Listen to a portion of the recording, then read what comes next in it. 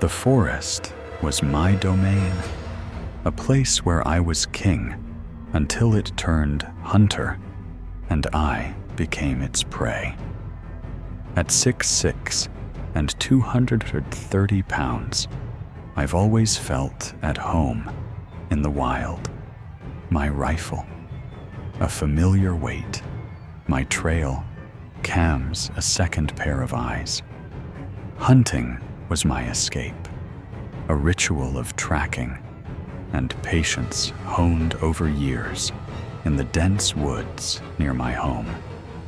But one night, in the early days of deer season, the forest showed me something no hunter's skill could face, a truth carved in blood and shadow that still stalks my every step. The woods stretched endless around my property, a tangle of pine and oak where I'd hunted since I was a boy. My cabin sat at the edge, a sturdy base where my wife and newborn daughter waited their warmth, a contrast to the cold nights I spent tracking game. I'd set up trail cams months ago, their infrared lenses capturing deer trails, my night vision goggles, a gift for navigating the dark. That night, at 3 a.m., I set out alone, my breath clouding in the crisp air, my boots silent on the frost-kissed earth. The season was young, the deer plentiful, and I followed a fresh trail, hoofprints clear in the moonlight, leading deep into the forest. The trail was promising, each print a step closer to my quarry, my rifle slung across my back, my senses sharp. The woods were quiet, the usual chatter of night creatures, absent the air, heavy with a stillness that pricked my skin. I moved slowly, my goggles casting the world in eerie green, the trees looming like silent sentinels.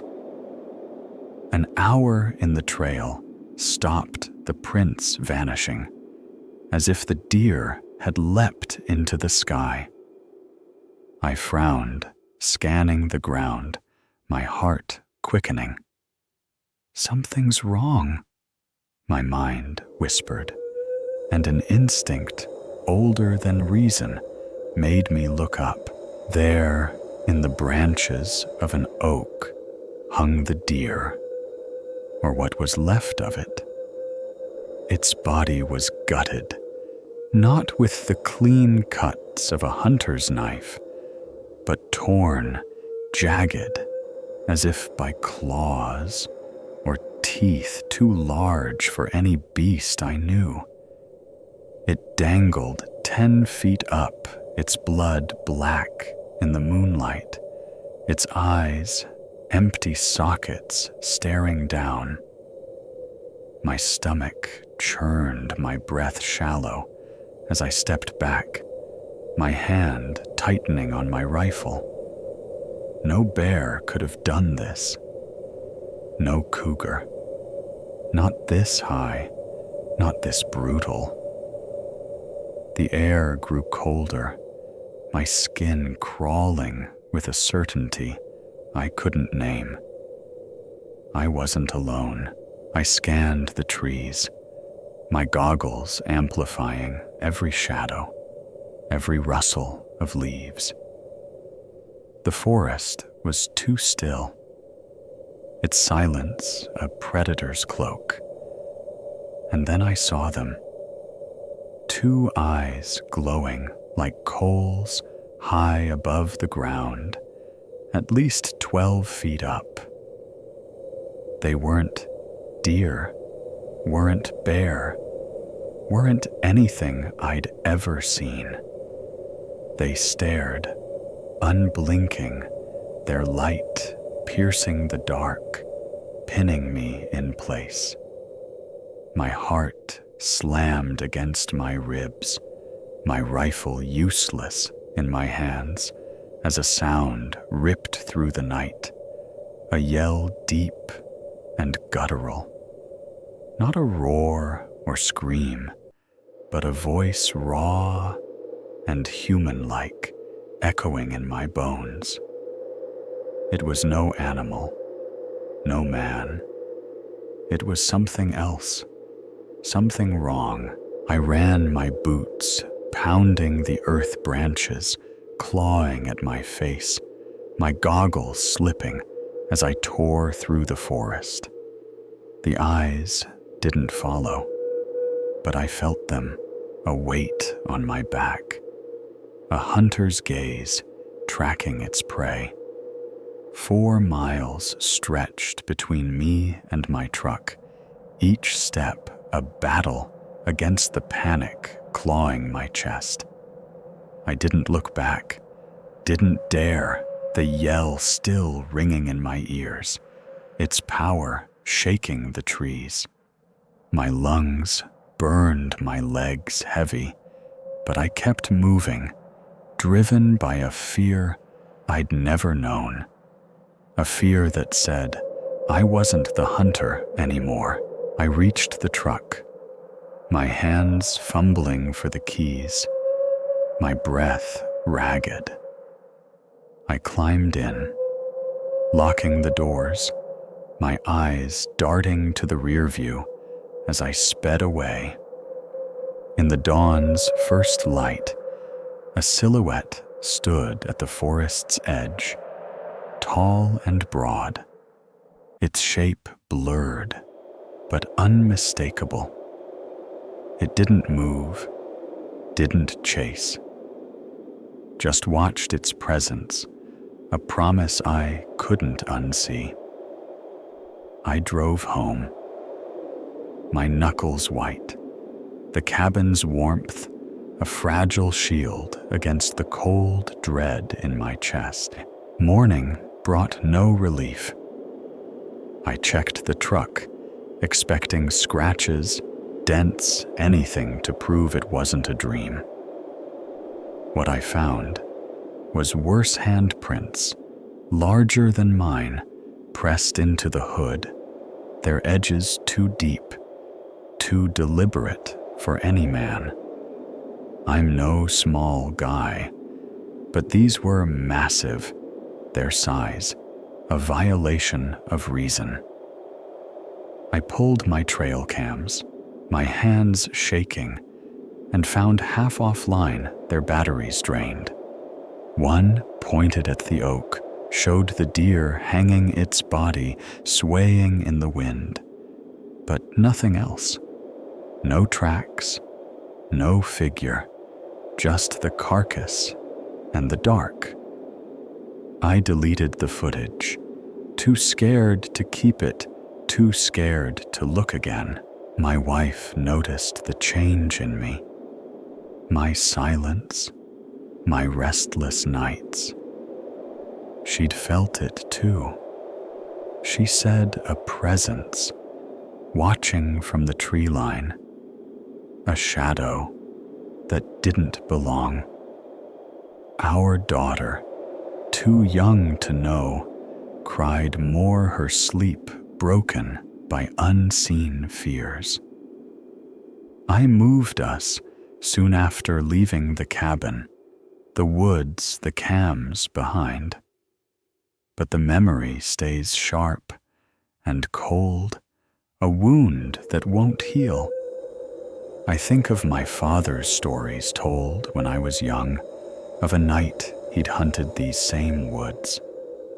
He'd found a deer like mine, torn and hung, and seen eyes in the dark, too high, too bright. He'd never spoken of it again, his face pale, and now I knew why. I don't hunt anymore. The woods are theirs, not mine, a domain ruled by something I can't name. It's still out there, waiting for the next fool to wander too deep. Every snap in the night, every shadow in the trees brings me back to that oak, the eyes, the yell that wasn't human. I was the hunter once, but that night I was the prey, and I'll never forget its gaze. The house we built was meant to be our haven, a custom sanctuary crafted with care 15 years ago, its walls holding dreams of safety and permanence. Nestled on a quiet plot of land, its modern lines and open spaces were a testament to our family's vision, a place where my mother, my brother, and I could thrive. But from the start, it felt alive in ways we didn't expect, its rooms whispering secrets we couldn't ignore. One night, as I lay in my bed, the darkness parted to reveal a tall, thin shadow at my feet, its presence a silent scream that shattered my sense of home. It stood there, watching, before fading into the night, leaving me trembling, wide awake, and questioning everything I thought I knew about the place we called ours. We'd poured our hearts into the house, designing every detail, the soaring windows that let in golden light, the hardwood floors that gleamed underfoot, the kitchen where my mother's laughter once filled the air. It was new, barely a decade and a half old, not the kind of place you'd expect to harbor ghosts. But my mother, with her quiet intuition, was the first to sense it. "I see things. Sometimes," she'd say, her voice low, her eyes distant, as if afraid to give the words, "Wait." She spoke of shadows that moved when they shouldn't, fleeting shapes in corners, not always threatening, but always there. My brother, once a devout believer who prayed with fervor, began to drift from his faith, his eyes haunted by something he wouldn't name. "It's this house," he'd mutter, his voice flat, his conviction shaken by what he'd seen. I wanted to dismiss it, to cling to the logic of a skeptic, but the house had its own way of proving them right, its quiet menace creeping into my life like a fog. It started with the shadow. I was in my room, the night deep and still. The only light, a faint glow from the street lamp, filtering through my blinds. I'd been scrolling on my phone, the screen's blue light lulling me toward sleep, when a chill settled over me, sharp and sudden, like a breath on my neck. I looked up, my heart stuttering, and saw it, a figure at the foot of my bed, tall and impossibly thin, its edges blurring into the dark. It had no face, no features, just a void where a head should be. Yet I felt its gaze, heavy and unyielding, pinning me to the mattress. My breath caught my body, frozen as it stood there, silent for what felt like an eternity, but was only seconds. Then it faded, dissolving into the air, leaving the room empty, but charged the darkness, thicker alive. I didn't sleep that night, my eyes fixed on the foot of my bed, my heart pounding, waiting for it to return. It didn't, but the fear stayed a shadow of its own, clinging to me like damp cloth. The house kept speaking. Weeks later, I was in the kitchen, the afternoon light streaming through the windows, the scent of coffee lingering in the air. I was alone. My mother upstairs, my brother out with friends. The house quiet, save for the hum of the fridge. Then my name rang out, clear and sharp from the living room. Mom. I called, expecting her to answer, but the house was silent, the sound of my own voice echoing back. I walked to the living room, my steps hesitant, the air growing heavier with each one. It was empty, the furniture untouched, the TV off, no sign of anyone who could have spoken. My pulse quickened, my eyes darting to the corners, half expecting to see that shadow again. I checked upstairs. My mother was napping, her door closed, unaware of the call. I told myself it was my imagination, a trick of a tired mind, but the house had other ways to prove me wrong. At night, in my room, I'd hear scratching inside the wall, a slow, deliberate scrape, like nails dragging through wood.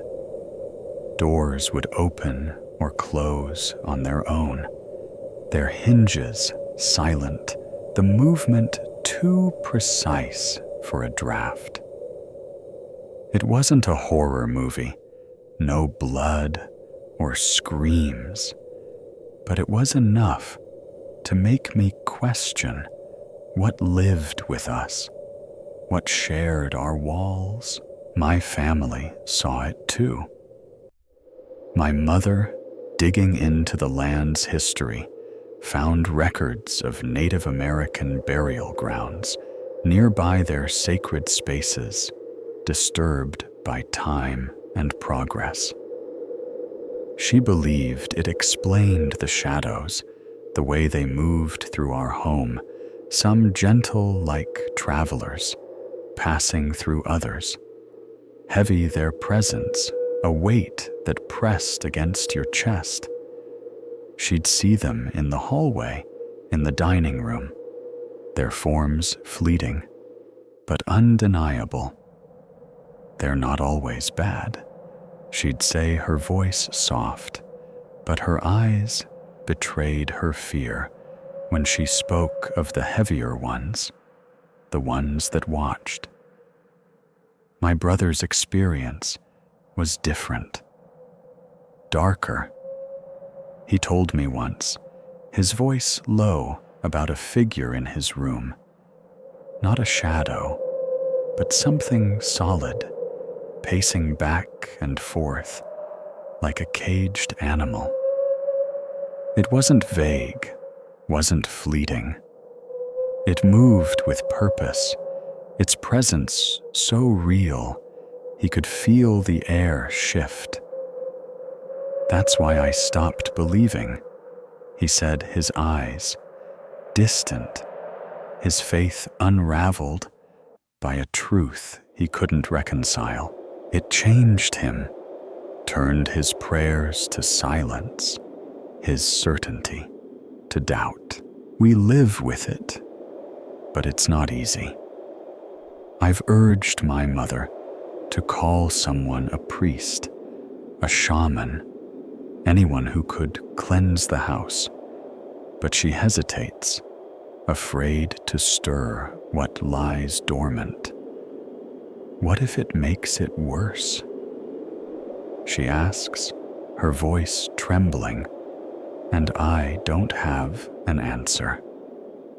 The house is still our home, its beauty a mask over its secrets, its rooms a stage for shadows we can't banish. We've learned to coexist, to ignore the scratches, the calls, the doors that move, but the fear lingers, a quiet companion. I wonder what the land holds, what spirits walk our halls, what stories it wants to tell. The shadows are part of us now, woven into our lives, and I fear the day they decide to do more than watch. The music drifted down from the attic, a mournful organ melody that didn't belong in the silence of 3 a.m. I was 22, alone in my childhood home. The familiar creak of its 19th century floors, now a stranger's whisper. The notes were muffled like a radio trapped behind walls, but they carried a weight, a presence that turned my blood to ice. This wasn't a car outside, not a neighbor's prank. This was the house stirring something long buried, and it knew I was awake. I was 22, back in my childhood home for a night. A sprawling 19th century house in a small town, its weathered clapboards and steep gables, a relic of a darker era. My parents had bought it when I was young, a bargain they couldn't resist, its price slashed, because the previous owners fled after their son's suicide in the attic.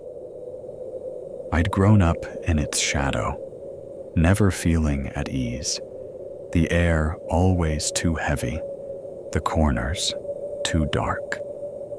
My room on the ground floor was my sanctuary, but even there the house's presence pressed against me, a silent watcher in the walls. That night, I'd stayed over after a football game nearby, too tired to drive home, my parents away on a retreat in Germany. My brother long moved out. It was just me, the house and the ghosts I'd tried to forget. The house had a history, one my parents revealed when I was 17. The son's death wasn't just a tragedy. It was a wound, his despair etched into the attic's beams. Locals spoke of strange lights, whispers, objects moving, but my parents dismissed it practical to a fault. Yet I'd felt it, doors that wouldn't stay shut, cold spots in summer, a sense of being watched. As a kid, I'd wake to footsteps above, too heavy for my family, fading when I called out. My brother once saw a shadow in the hall, shapeless but tall, gone when he blinked.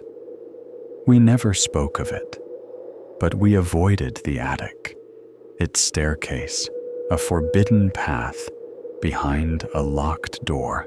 That night, I arrived late, around 10 p.m. The game's roar still in my ears. The house was dark, its silence a living thing, broken only by the hum of the fridge. I checked every lock, front-back windows, my ritual a shield against the unease.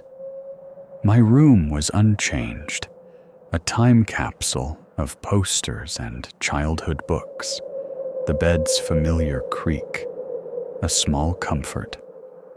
I texted my friends goodnight, the phone's glow a tether to the outside world, and slipped into sleep, the night cool and still, the town beyond my window, asleep. At 3 a.m., I woke heart pounding, the room colder than it should be. A sound had pulled me from sleep music, faint but unmistakable. A slow organ dirge, like a hymn from a forgotten church. It came from above the attic, its notes muffled, but piercing each chord, a weight on my chest. I lay still, breath shallow, hoping it was a car parked outside, windows closed, radio leaking into the night. But the street was empty, the town silent, and the music persisted, relentless, a call I couldn't ignore. I counted to 10, willing it to stop, but it didn't, its rhythm steady, almost mocking. I sat up, the bed's frame groaning my bare feet hitting the icy floor. The room was dark, my phone's screen dim, no signal to call for help. The music grew clearer, a mournful wail that seemed to pulse with the house's heartbeat. I remembered the attic's radio, an old relic my mom kept on her bedside table, a memento of her late father. She never used it, the socket claimed by her phone charger, its dusty dials untouched for years. It couldn't be playing, not now, not unplugged, not at this hour. Yet the sound was real, undeniable, a violation of the night's quiet. Fear coiled in my gut, but anger sparked too. I needed sleep, needed to play tomorrow, and this was ruining it. I grabbed my flashlight, its beam, a frail sword, and stepped into the hall. The air was thick, the wood paneling gleaming faintly, the staircase to the attic looming at the end, a spiral of shadows. I called out, "Who's there?" My voice cracking, but silence answered the music, louder now, its notes weaving through the walls. I tried calling my parents, then my brother, but no one picked up the hour, too late, the signal too weak. I was alone, the house my only companion, and it wasn't friendly. I approached the attic door, my hand trembling on the knob, the music swelling a requiem that shook my bones. I told myself it was faulty wiring, a surge sparking the radio to life. But the lie felt hollow. I'd faced this house's strangeness before, but never like this, never so direct. My friend Philip, a late-night gamer, was my last hope. I called his voice, groggy but steady, and spilled the story, the music a backdrop to my panic. "It's just old wiring," he said, his logic a lifeline. "Go check it. You'll be fine." I clung to his words, repeating them like a mantra, my flashlight sweeping the stairs as I climbed each step, a battle against fear. At the door, the music was deafening, a physical force that pressed against my skin. I gripped the knob hard, a drum in my ears, and pushed. The door opened, and the music stopped.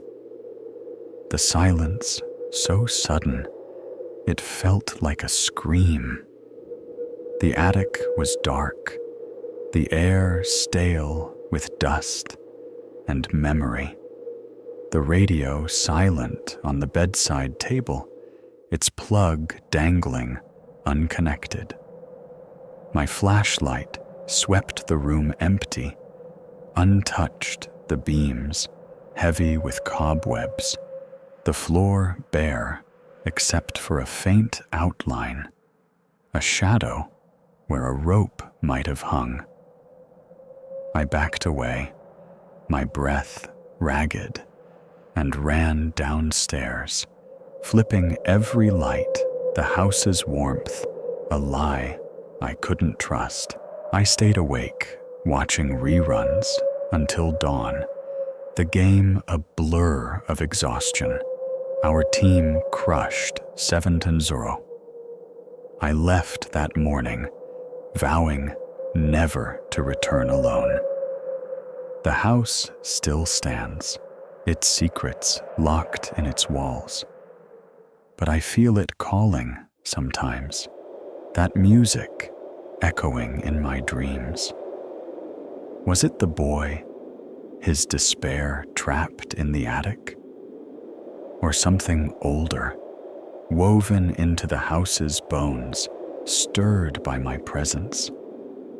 I don't know, but I lock my doors, avoid old houses, and pray the music stays silent, its notes a warning I'll never forget. Every hum in the night, every shadow on my ceiling pulls me back to that attic where the music waits, ready to play again. The hotel room was my prison, locking me in with a presence that wasn't meant to be seen. I've known fear before, the kind that grips you in the dark, but nothing prepared me for that night in a small town hotel where sleep became a battlefield and a stranger's gaze held me captive. I'm no stranger to sleep paralysis, those moments where my body betrays me, trapping me between waking and dreaming. But this was different. This was real. A woman in white who didn't just haunt my mind, she left her mark on my world. The hotel was a modest stopover, a 2-story building off a quiet highway, booked for a quick work trip. My job had me driving through forgotten towns, pitching software to small businesses. And this place was just another pin on the map. The room was standard beige walls, a lumpy bed, a worn sofa by the window, its cushions sagging under years of use.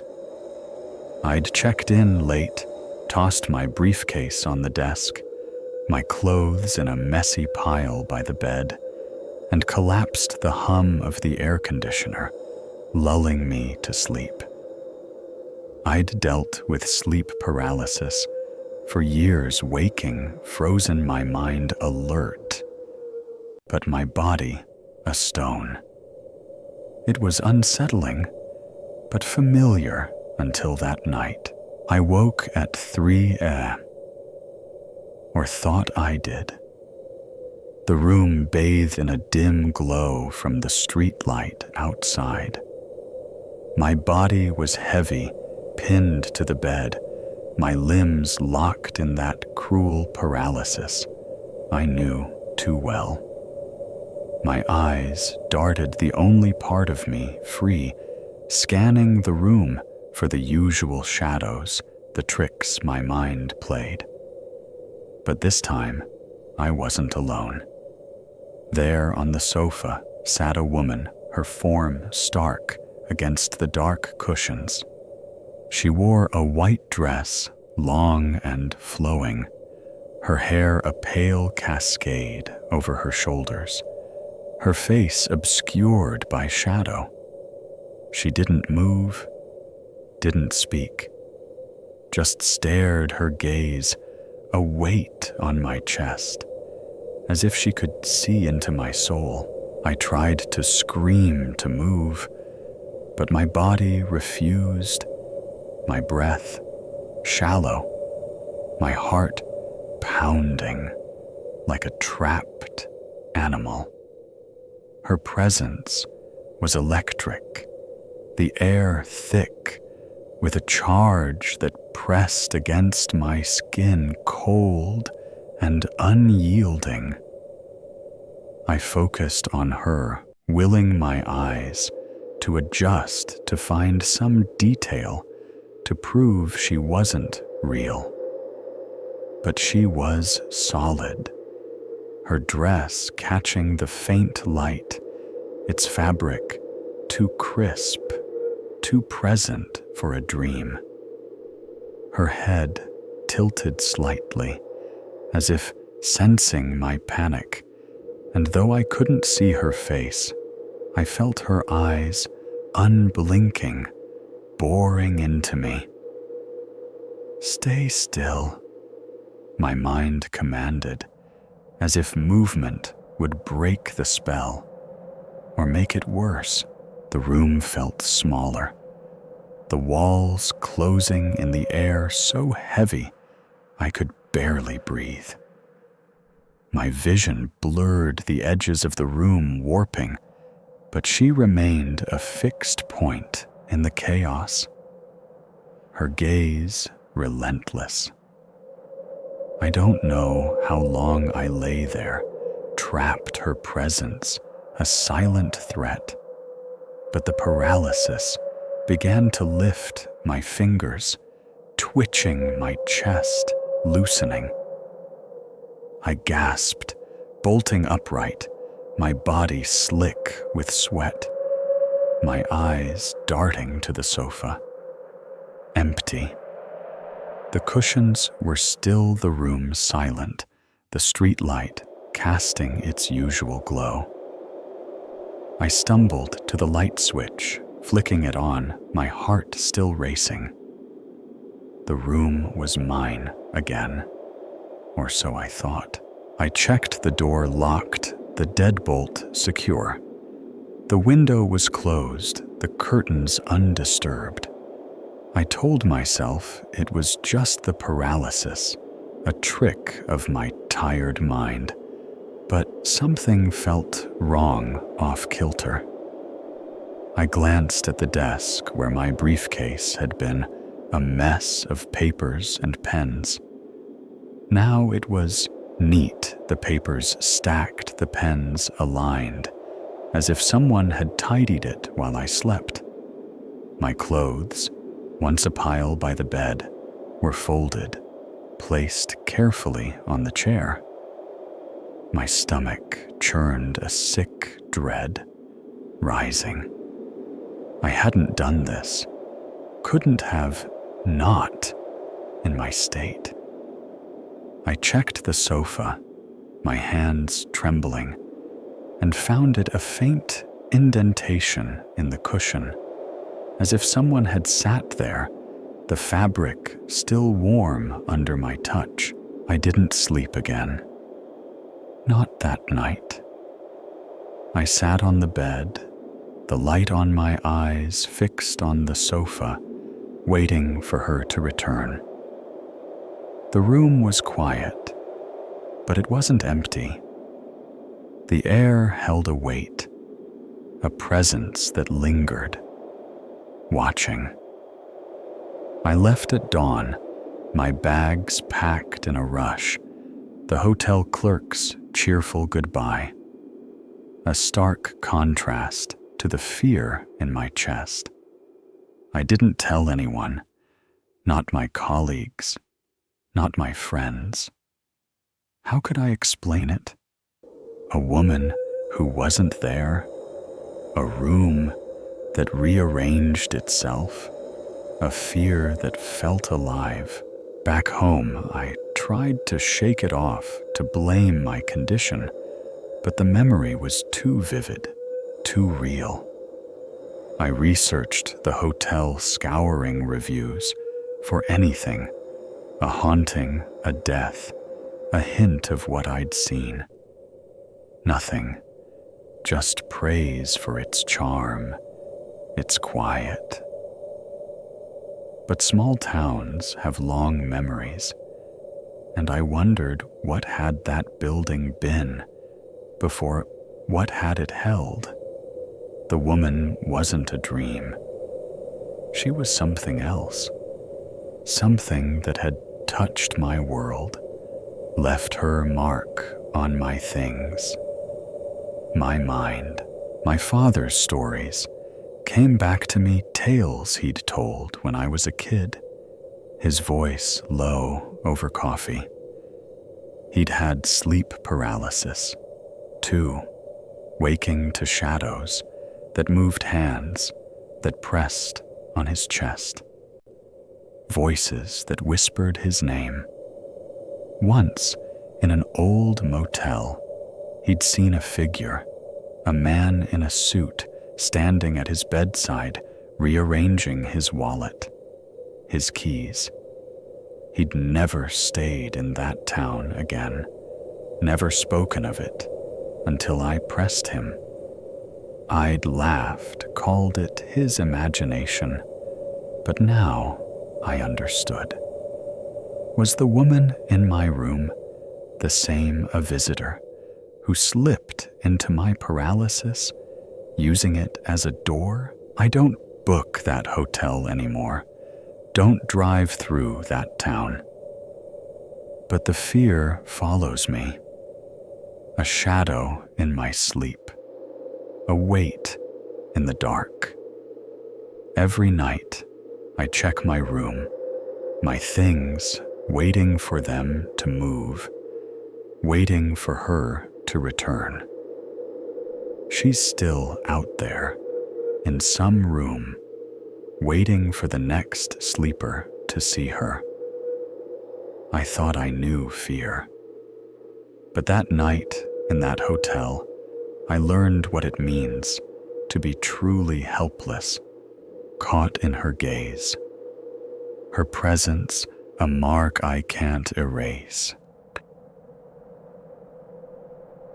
The chain link fence gleamed under the moonlight, a flimsy barrier between us and the thrill of breaking the rules.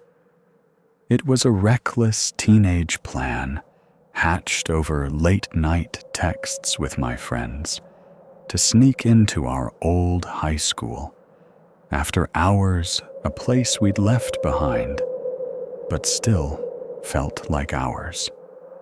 The local stories whispered that the school sat on a Native American burial ground, tales of restless spirits and haunted halls that we laughed off as urban legends.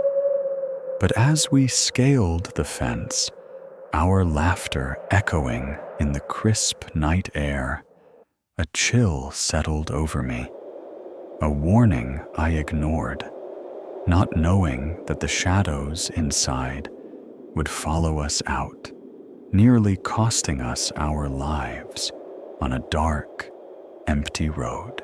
We were a group of 4 high on the adrenaline of rebellion, our sneakers crunching on the gravel, as we landed on the school's grounds.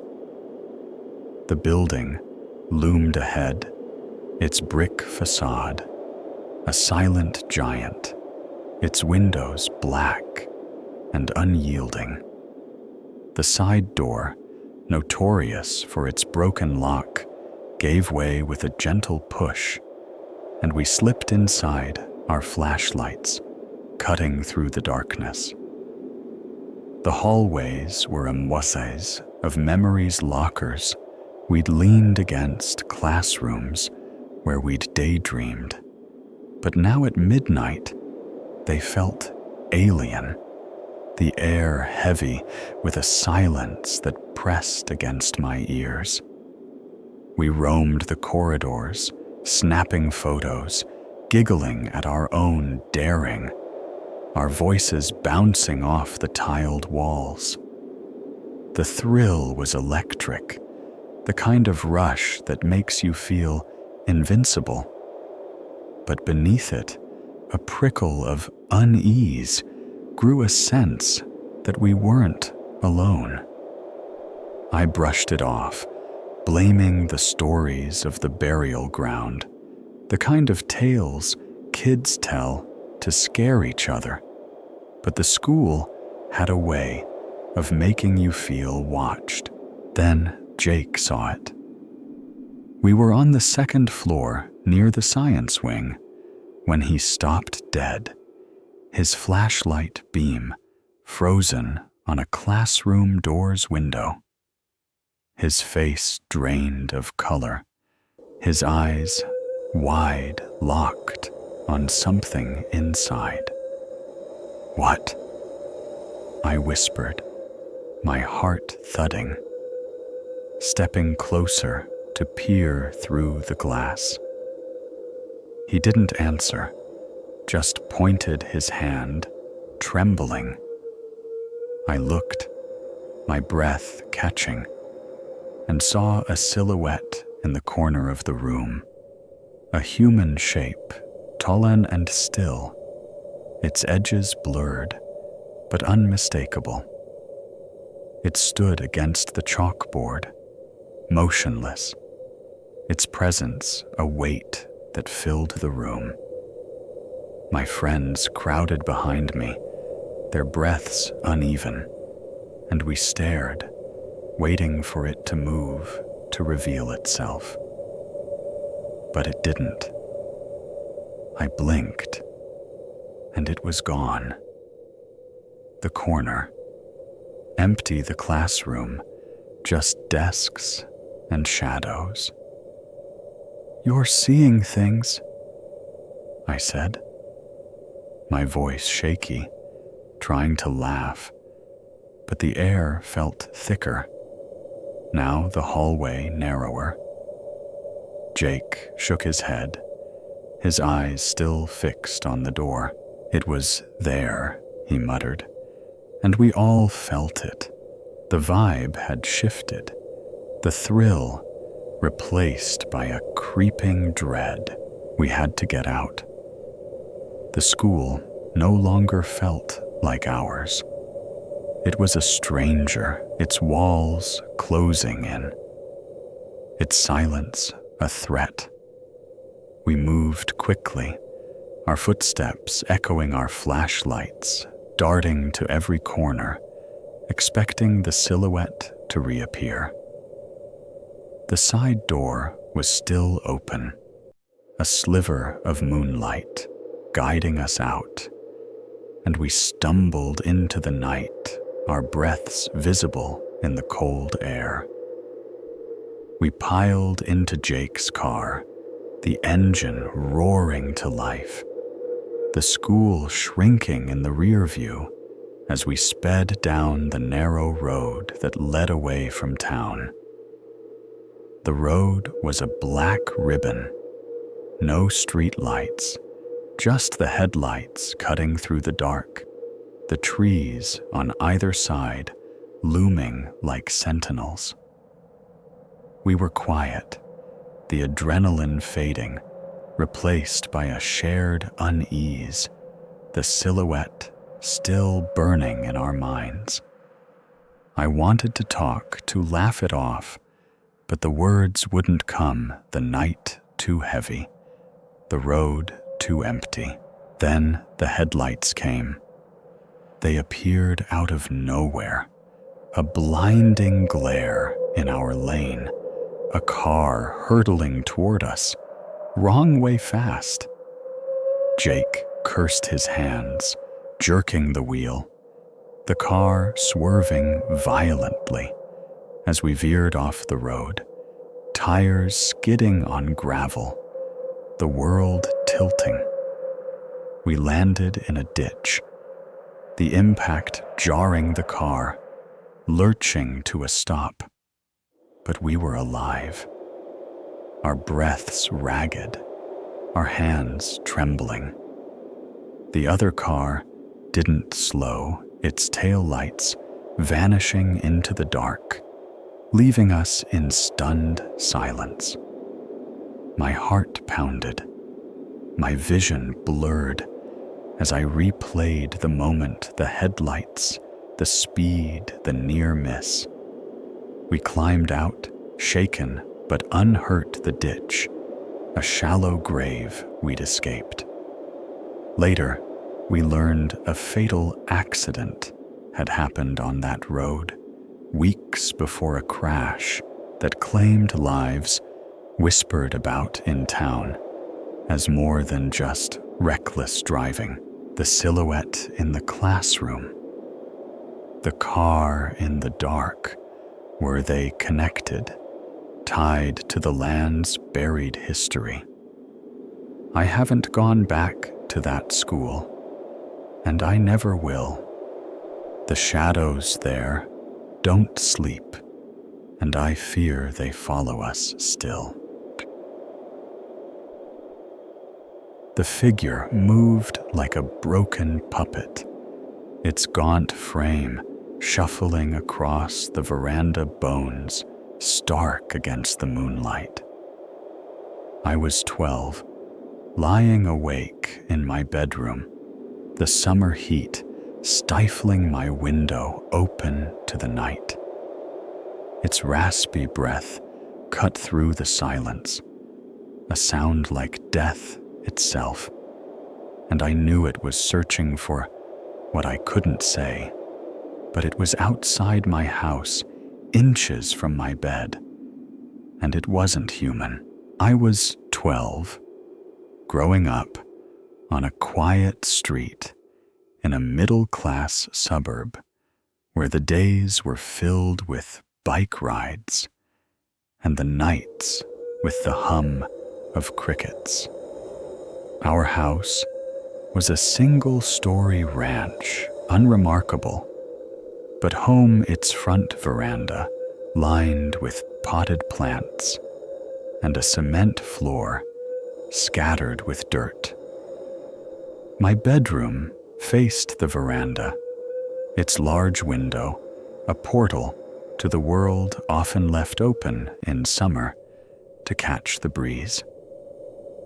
I shared the house with my parents, their room down the hall, and a study nearby, a spare space we used for the computer or TV.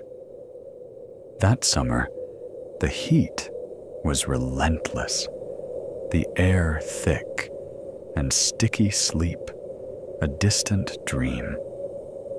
I'd lie awake, staring at the ceiling, the glow of street lights filtering through my curtains, casting faint patterns on the walls. The house was safe, or so I thought. My parents were practical, their lives a routine of work and chores, the street a bubble of normalcy. But I'd always felt a prickle of unease at night, a sense that the dark held secrets the day erased. My friends told ghost stories, haunted woods, spectral hitchhikers, but our neighborhood was too mundane for such things. Yet that night, something changed. a crack in the world's surface, letting something else slip through. It was past midnight, the heat pressing against my skin, my sheets tangled from restless turning. I was staring at the ceiling, counting cracks to bore myself to sleep, when a sound broke the quiet, a faint crunch, like footsteps on the veranda's cement. The plant's dirt often crunched underfoot, a familiar noise when my parents stepped outside. But they were asleep, their snores a soft rhythm down the hall. I propped myself up, ears straining the air suddenly cooler, a chill that didn't belong. The crunch came again, slow, deliberate, not the casual tread of a neighbor, but something cautious, searching.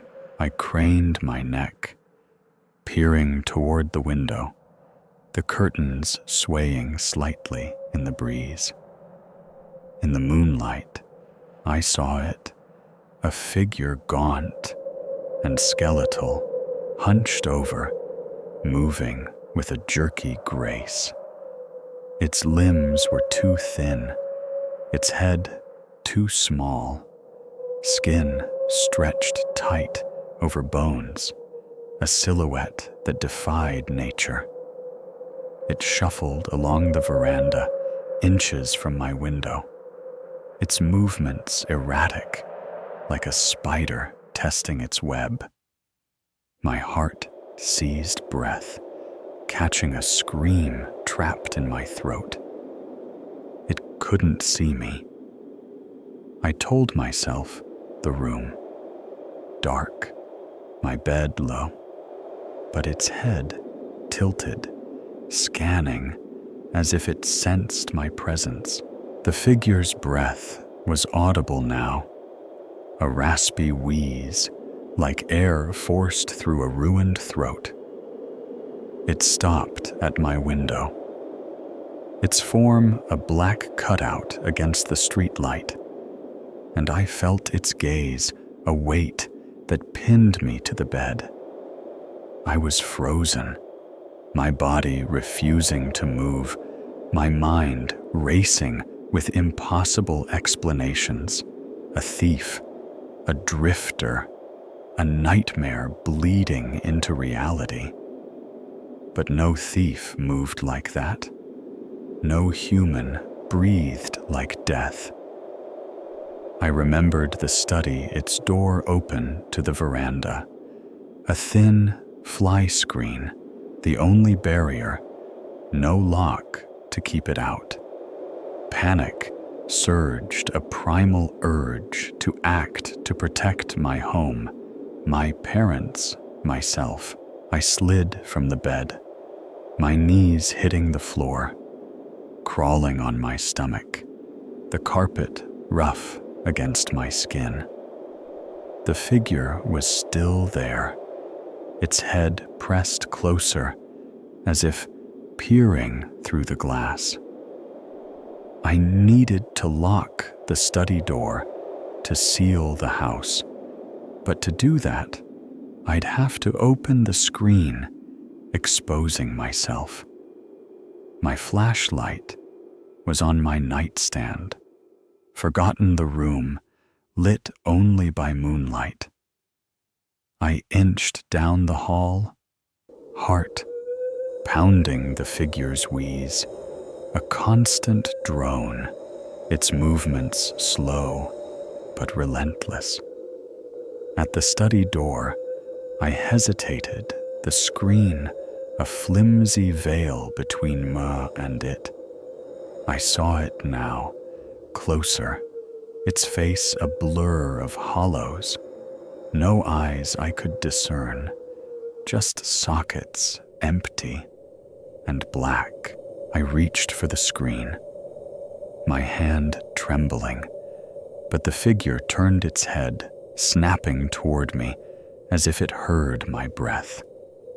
It shuffled closer, bending low, its face inches from the screen, the wheeze louder, a sound that clawed at my soul. I held my breath, body rigid, praying it couldn't see me. Then something changed. Its face, twisted, sockets, widening mouth stretching into a silent scream. It let out a shriek, a sound of pure terror. Not anger, not threat, but fear, as if I was the monster, not it. It bolted its form, vanishing into the night, the veranda empty, the silence deafening. I lay there, frozen, listening for its return, my heart a drum in my ears. When I dared move, I yanked the screen open, slammed the veranda door shut, and locked it, my hands shaking. I ran to my room, closed the window, drew the curtains, and sat on my bed. Flashlight, clutched eyes fixed on the glass. Morning came, the sun washing away the night's terror. But I found no tracks, no sign, just the same dirt and plants. I never told my parents the story, too wild, too raw. They'd call it a dream. But I know what I saw, what I felt. That thing was real, and it feared me as much as I feared it. Now at 30, I live far from that house, but the memory lingers a splinter in my mind. Was it a spirit? A remnant of some forgotten tragedy? A creature lost in our world, as terrified as I was. I avoid open windows, check locks twice, and see its face in every shadow. The veranda's crunch haunts me, a reminder of that night when the world's veil tore and I glimpsed something no child should see. Every rustle outside my window, every shadow on the glass pulls me back to that veranda where the skeletal figure waits, its shriek echoing in my dreams. The fever didn't just burn my body, it opened a door, letting something into the house that wasn't meant to stay. Charleston, South Carolina, with its cobblestone streets and ancient oaks, felt like a dream when I rented a historic home for a month-long stay. The house, a weathered beauty in the heart of the old district, promised charm and solitude, a perfect retreat to focus on my writing.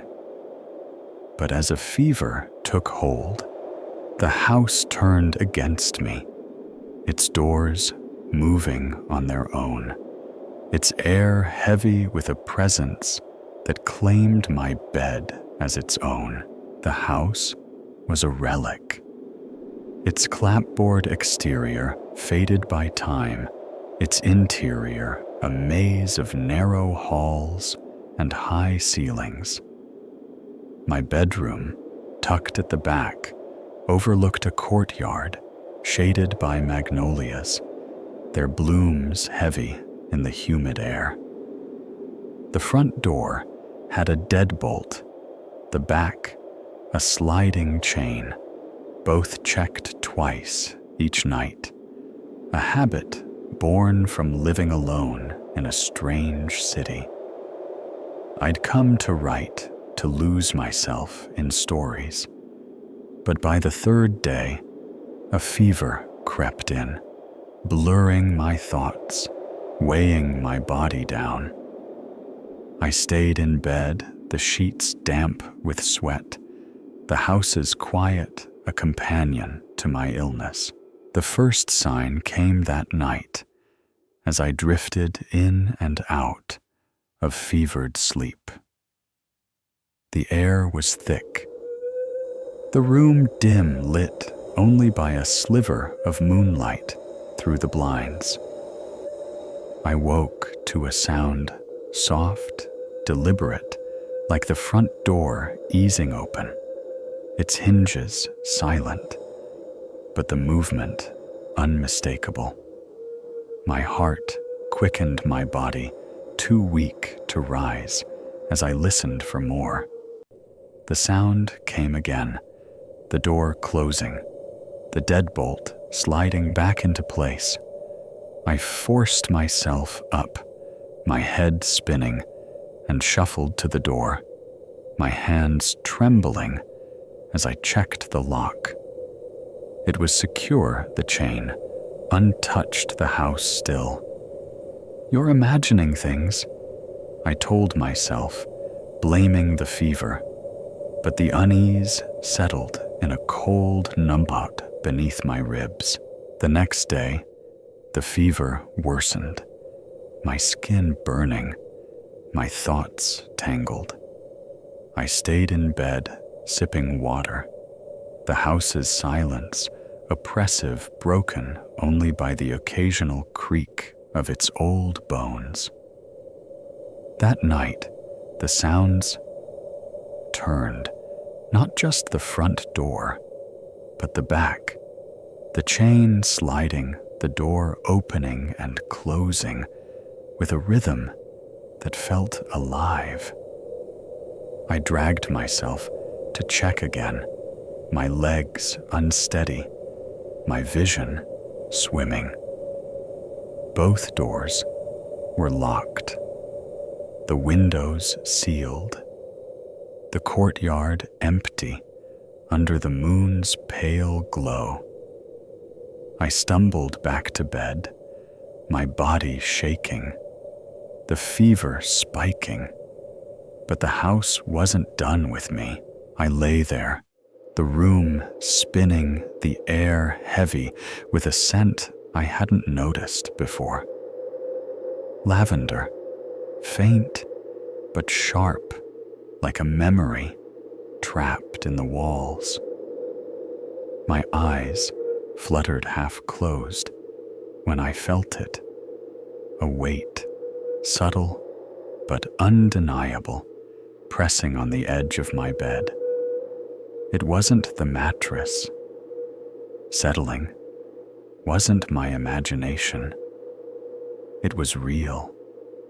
The dip of a body, small but deliberate, sitting just beyond my feet. My breath caught my body, frozen not by fever, but by fear, raw and primal. I forced my eyes open, expecting nothing, praying for nothing, but there she was, a woman, small and frail, her form blurred in the dark, her presence a shadow that didn't belong. She didn't move, didn't speak, just sat, her weight, a constant pressure, her outline faint but solid against the moonlight. Her dress was old-fashioned, high-necked, her hair pulled tight, her face hidden in shadow. I wanted to scream, to run, but my body was a prisoner, the fever chaining me to the bed, my strength drained. The air grew colder, the lavender scent stronger, as if she'd brought it with her, a mark of her presence. "Don't look at her." My mind commanded, but my eyes were locked, drawn to her stillness, her silence, a threat I couldn't name. The weight shifted, slight but real, as if she'd turned toward me. Her presence, closer, heavier. My heart pounded my chest tight, the fever burning hotter, blurring the line between reality and delirium. I don't know how long she stayed, minutes or hours, but the pressure never left, a constant reminder that I wasn't alone. Then, as suddenly as it began, it stopped. The weight lifted. The air lightened, the scent fading. I gasped, my body trembling, and sat up. The room empty, the moonlight unchanged. I checked the bed, my hands shaking, but found nothing. No mark, no trace. Just my own sweat-soaked sheets. I didn't sleep again. Not that night, not the next. The fever broke by morning, but the fear stayed a shadow in my bones. I checked the doors again, the locks secure, the house silent, but the memory of her weight was vivid, undeniable. I packed my bags, left Charleston, and never looked back, the house's charm a lie I couldn't believe anymore. I told a friend, expecting skepticism, but she nodded, her face pale. Those old houses, she said, they hold on to things, people, pain. Her words were a confirmation, a truth I hadn't wanted to face. I tried to research the house, digging through Charleston's history, its tales of loss and tragedy. The city was old, its streets soaked in stories of war, sickness, grief. Had she been one of them? A woman lost to time, her presence trapped in that room. I found nothing specific, no name, no event, but the questions haunted me, a loop I couldn't escape. The lavender, the weight, the doors. They were pieces of a puzzle I couldn't solve, a story I didn't want to finish. My grandfather's voice came back to me, a memory from childhood, his stories told by firelight. He'd lived in an old house once, a place where he'd felt a child climb onto his bed at night, small and cold, sitting silently until dawn. He'd wake to find his boots moved, his papers rearranged, no trace of who or why. He'd left, never returned, and warned me to trust my instincts in old places. I'd laughed, young and fearless. But now I understood. Was the woman in Charleston the same, a guest who never left her weight, a claim on that house? I don't stay in old houses anymore. Don't trust the quiet of strange rooms. The fever's gone, but the fear remains, a cold weight in my chest, a memory of her sitting there watching. She's still in that house, waiting for the next tenant to feel her. Every creak, every shadow brings me back to that bed her presence, a mark I can't erase, a guest I never invited. The road stretched before me, a narrow ribbon of asphalt, swallowed by the night, its edges blurred by the absence of streetlights. It was 2:00 a.m., and exhaustion weighed on my eyelids, my body aching from a long day at my friend's house. The laughter and warmth, now a distant memory. I just wanted to get home, to collapse into bed, the hum of my car's engine, a lullaby, pulling me toward sleep. But as I rounded a bend, a flash of red and blue pierced the darkness, dancing in my rearview mirror, like a predator's eyes. My heart sank. A cop here on this desolate back road. I hadn't been speeding, hadn't broken any rules, but the lights demanded obedience, and I pulled over, my hands trembling as I gripped the wheel, unaware that the man approaching wasn't what he seemed, and his intentions were far darker than a simple traffic stop.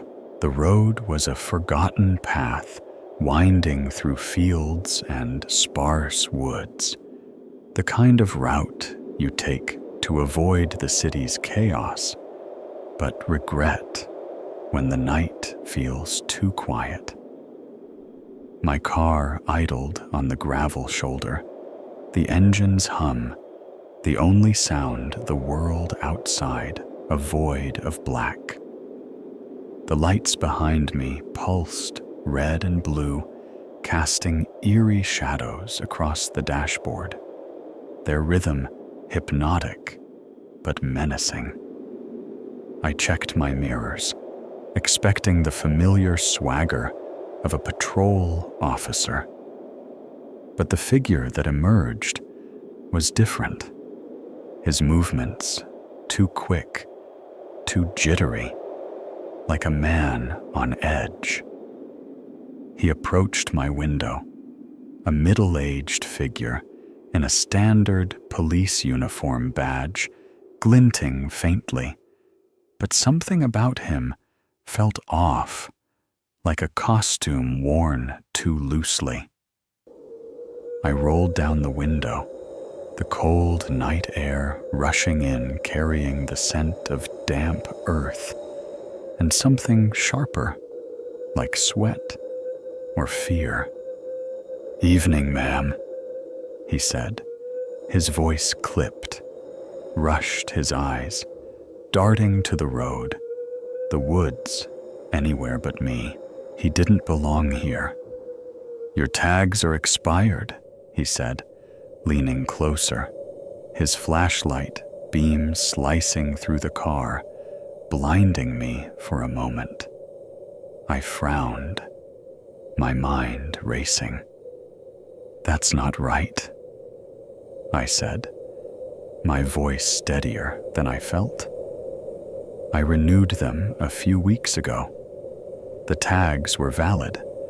I'd checked them myself, the receipt still tucked in my glove box."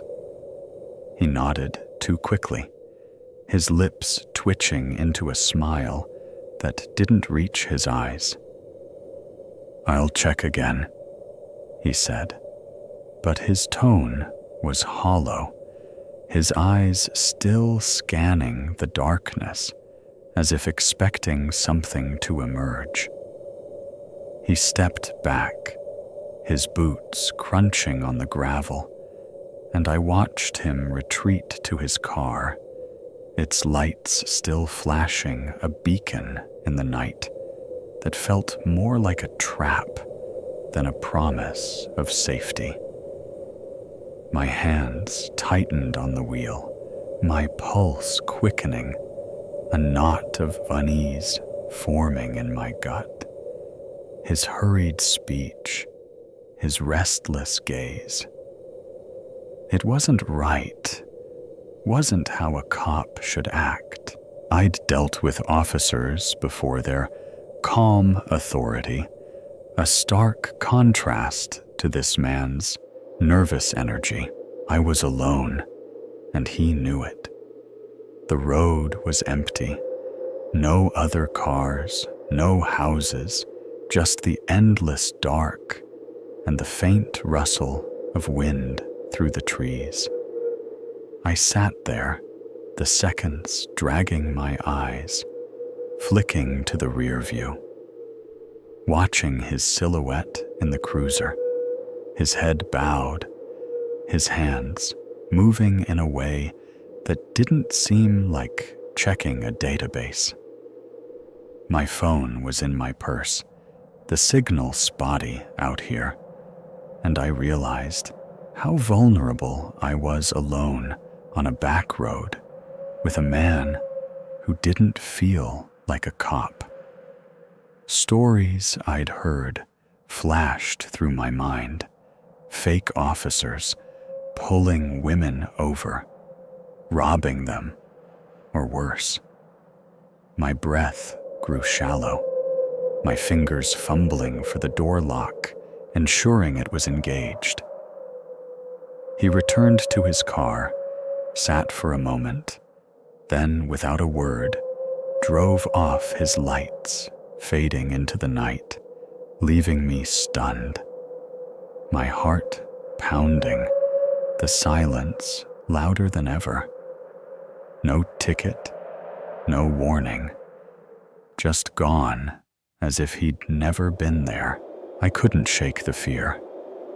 I drove home, my eyes darting to the rear view, expecting those lights to reappear, expecting him to follow. The next day, I checked my tags valid, just as I'd known. I called the local police station describing the encounter, but they had no record of a stop on that road, no officer matching his description. The realization hit like a punch.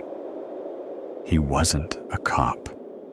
His uniform, his cruiser, his badge, they were a lie, a mask for something sinister. Was he planning to rob me, to hurt me, to lure me somewhere worse? I don't know, but the thought haunts me, a shadow that lingers in every dark drive. Now, I only pull over in well-lit areas, near people might trust, in those flashing lights, broken forever. The road still feels like it's watching, waiting for me to make another mistake. The forest behind our house wasn't just trees. It was a mirror, reflecting me in ways that broke my sense of self. I've always loved the woods, their quiet paths, a refuge after long days, a place where I could walk and think under the stars. Our family home, nestled at the edge of a dense forest, was my anchor, shared with my mother, sister, and cousin. Our lives, a tangle of laughter and routine. But last summer, the woods turned traitor, showing my family a version of me that wasn't me, a shadow wearing my face. And now I question every step I take. Our house was a modest 2-story, its back porch overlooking a forest that stretched for miles. Its trails familiar from years of evening walks. I'd slip on my gray hoodie, the one with frayed cuffs, and wander the paths, the air cool, the trees whispering secrets I never tried to hear. My sister, always teasing, called me a night owl, while my mother worried, urging me to stay close. My cousin, living with us while he saved for college, often joined me, our talks a comfort under the moon's pale glow. The forest was my sanctuary until it began to lie. It started in July, a humid night that clung to my skin. I'd stayed in, sprawled on the couch with a book, the windows open to catch the breeze.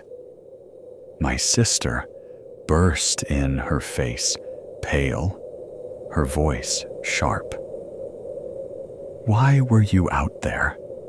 she demanded, her eyes wide. I frowned, confused, my book still in hand. "I've been here all night," I said, gesturing to the couch. She shook her head, insistent. "I saw you in your hoodie walking by the tree line just now at 11. My stomach twisted, a cold unease settling in. I hadn't left the house, hadn't worn that hoodie in days, but her certainty shook me. "You're imagining things," I told myself, but her fear was contagious. 2 nights later, my mother saw it too. She'd been on the porch sipping tea when she spotted me, or thought she did, moving through the forest. My hoodie unmistakable, my stride familiar. She called out, but the figure didn't turn, vanishing into the trees. She confronted me at breakfast, her voice low, her eyes searching mine. "I know it was you," she said, "but why didn't you answer?" I stared, my coffee growing cold, and swore I'd been in bed asleep the whole time. Her doubt lingered a crack in our trust, and I felt the forest's shadow creep closer, its quiet now a threat. My cousin's story came a week later after a late shift at the diner. He'd driven home, his headlights cutting through the dark, when he saw me on the trail, my hoodie glowing faintly in the beams. He slowed, rolling down his window to call out, but I, or whatever it was, turned away, slipping into the undergrowth. He found me in the kitchen, eating cereal, my hair wet from a shower, no hoodie in sight. "I saw you," he insisted, his voice unsteady, "out there just minutes ago." My heart raced, my spoon clattering to the table. I hadn't left the house, couldn't have, but his words were a mirror, reflecting a truth I didn't want to face. The incidents piled up, each one sharper, more vivid. My family stopped joking, their glances heavy with questions they didn't ask. I stopped walking. The trails kept the porch door locked, but the forest felt alive, its presence pressing against the windows, watching. I checked my hoodie, hung in my closet, its cuffs frayed but clean, no sign of the dirt it should have had. The fear wasn't just mine. it spread a shadow over our home, a doubt that made me question my own reality. Am I losing my mind? I wondered. But the truth was worse. A thing out there wore my face, walked my paths, and knew my name. School started, and the strangeness followed. My best friend C pulled me aside one day, her face pale, her voice low. "Someone's messing with me," she said, her eyes darting down the hall. A classmate had sworn they'd seen her in the library reading her favorite book, wearing her green scarf, while C was in class miles away. Another saw her in the cafeteria, laughing with friends. She didn't know her mannerisms perfect, but wrong. I froze my breath, catching the forest's mirror, now reflecting her too. "It's not you," I whispered, my voice trembling, and told her about the woods, the figure, the fear. Her eyes widened, her hand gripping mine, and we vowed to stay together, to watch, to never walk alone. I started researching, desperate for answers, my nights spent scouring forums, old books, anything about doubles, mimics, doppelgangers. The stories were chilling shadows that stole faces, omens of death spirits that fed on identity. Charleston's history whispered of such things, tales of mirrors in the woods, reflections that walked free. I found no proof, no name for what stalked us, but the fear grew a cold weight in my chest. I kept my hoodie locked in a drawer, avoided mirrors, afraid of what I'd see. The forest was no longer mine. It was hers, the other me, waiting for me to step back in. My aunt's stories came back to me, told when I was small, her voice low over tea. She'd grown up near woods like ours, where she'd seen her brother, or thought she had fishing by the creek when he was home asleep. He'd worn his red cap, his walk perfect, but his eyes were wrong too, still, too empty. She'd run, never told him scared it would summon the thing closer. I'd laughed, called it a ghost story, but now I understood. Was the figure in our forest the same, a mimic that stole my face, my friends, to walk where we wouldn't? I don't walk the trails anymore, don't trust the woods or the night. Our house is quiet, our doors locked, but the fear lingers a shadow in my reflection, a doubt in my family's eyes. She's still out there, wearing my face, waiting for me to see her. Every rustle, every glimpse in the dark brings me back to the tree line, her hoodie glowing, her steps echoing mine. I was whole once, but now I'm half split by a mirror. I can't break a truth I can't unsee. The glow of the TV flickered across the hotel room, casting dancing shadows on the walls. as my little sister and I sprawled on the bed, surrounded by a fortress of snack wrappers. We were 12 and 10 on a family ski trip in the mountains, the kind of place where laughter echoed through the halls and families filled every corner, making it feel like the safest place in the world.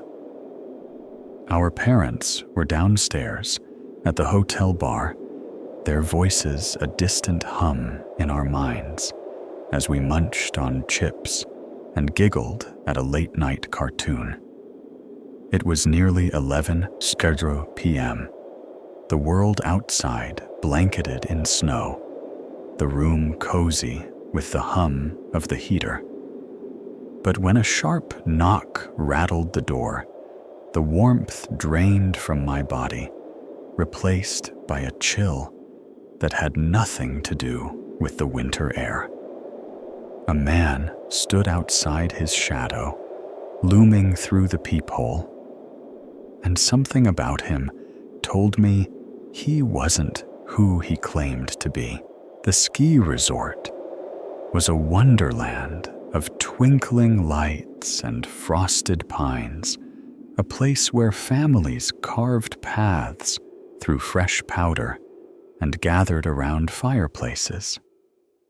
Our room was a haven with plush beds, a small fridge stocked with sodas, and a window overlooking the snowy slopes. My sister curled up beside me, her ponytail bouncing as she laughed at the TV, felt like my responsibility, even if I was only 2 years older. Our parents had promised to be back soon, leaving us with strict instructions to stay put, lock the door, and call if we needed them. The phone sat on the nightstand, a lifeline we didn't think we'd need. The knock came again, louder, insistent, and my sister's laughter stopped her eyes, meeting mine wide with sudden unease. I climbed off the bed, my bare feet cold on the carpet, and peered through the peephole.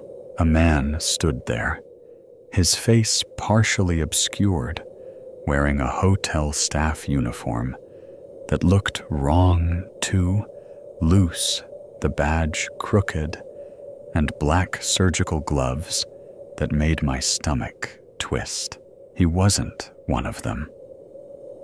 "Housekeeping," he said, his voice smooth but sharp, like a blade hidden in silk. "I need to check something in your room." My heart thudded, my instincts screaming that something was off. The uniform didn't fit right, hanging off his shoulders like a costume. And those gloves? Why would housekeeping wear surgical gloves at 11 p.m.? My sister grabbed my arm, her fingers digging into my skin, her voice a whisper. "Don't open it." She was 10, but sharp, her eyes flicking to the phone, then back to me. "We're fine." I called through the door, my voice trembling but firm. "We don't need anything." He knocked again, his tone growing urgent. "It'll only take a minute. Open the door." His hand rested on the knob, testing it, and my blood ran cold as it jiggled slightly, the lock holding firm. I shook my head, stepping back, my sister clinging to me, her breath quick and shallow. He wouldn't stop. "Please, kids. It's important. He said, his voice softer now, almost pleading, but his eyes, visible through the peephole, were hard glinting with something that wasn't kindness. My sister tugged me toward the phone, her small hands shaking as she handed it to me. "Call Mom," she whispered, and I nodded, my fingers fumbling with the buttons. I dialed our parents' cell, my voice low as I whispered our room number, the words tumbling out in a rush. The man knocked again harder, his shadow shifting, and I felt the room shrink, the walls closing in. "Open the door," he said, his tone sharper. Now, his gloved hand pressing against the glass of the peephole as if he could see us through it. I grabbed my sister's hand, pulling her behind the bed, my heart pounding so loud I thought he'd hear it. "Go away!" I shouted, my voice cracking, and slammed my hand against the door, the sound sharp in the quiet. He froze his shadow, still then stepped back, his footsteps retreating down the hall. Our parents burst through the door. Minutes later, their faces pale with panic. We spilled the story, our words tripping over each other, describing the man, his uniform, those black gloves. My mother's arms wrapped around us, her voice trembling as she called hotel security. Guards swept the hallways, their radios crackling, but the man was gone, vanished into the night, like a ghost. The staff confirmed the worst. No one matching his description worked there. No housekeeping calls were scheduled that late. The absence of hallway cameras made it impossible to trace him, leaving us with nothing but questions and fear. We moved to our parents' room that night, the TV left on its light, a frail shield against the darkness.